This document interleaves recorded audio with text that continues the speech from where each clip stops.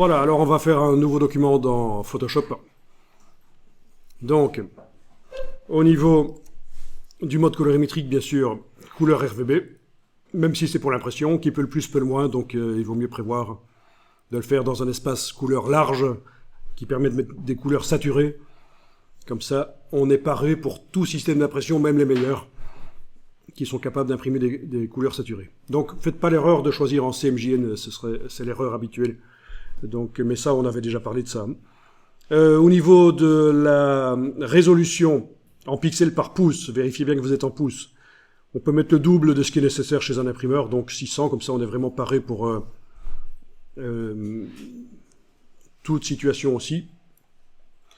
Au niveau de la dimension, bon alors au niveau de la largeur, c'est un peu arbitraire ici, hein, je vais décider que je vais faire des cartes, des fiches pour un zoo, des cartes pour les descriptifs des animaux, hein. On imagine que ça peut être un jeu aussi, hein, si vous faites des jeux de plateau ou quoi, ça peut servir, vous voyez.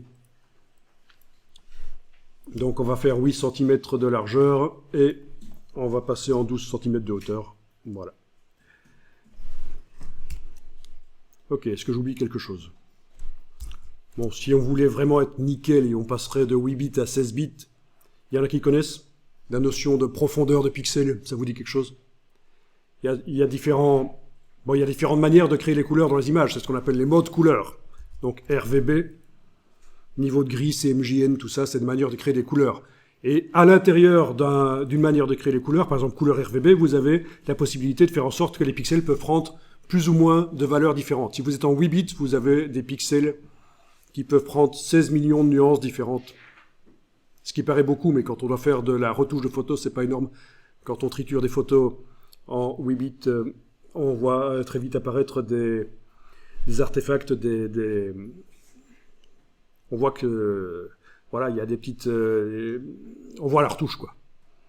Et 16 bits, c'est des images en milliards de couleurs. Ok? Donc souvent, quand vous faites de la photo, vous allez voir, si vous travaillez dans Lightroom, on vous propose d'exporter l'image vers Photoshop, choisissez 16 bits plutôt que 8. Mais ici, ça va être des images du web, donc elles sont forcément en 8 bits, c'est des images 16 millions de couleurs, voilà. Donc ça veut dire que si on essaye de les retoucher, on va être limité, ça va pas être aussi riche que si on fait une retouche poussée, modifier beaucoup l'image. Et alors vous avez les images 32 bits, là c'est pour les images, les applications scientifiques ou la 3D, donc vous ferez jamais des images 32 bits. Voilà, voilà. Ok, bon, je pense que c'est bon. Voilà, créer. Et alors on va enregistrer dans un dossier spécialement pour aujourd'hui, on va enregistrer ce document.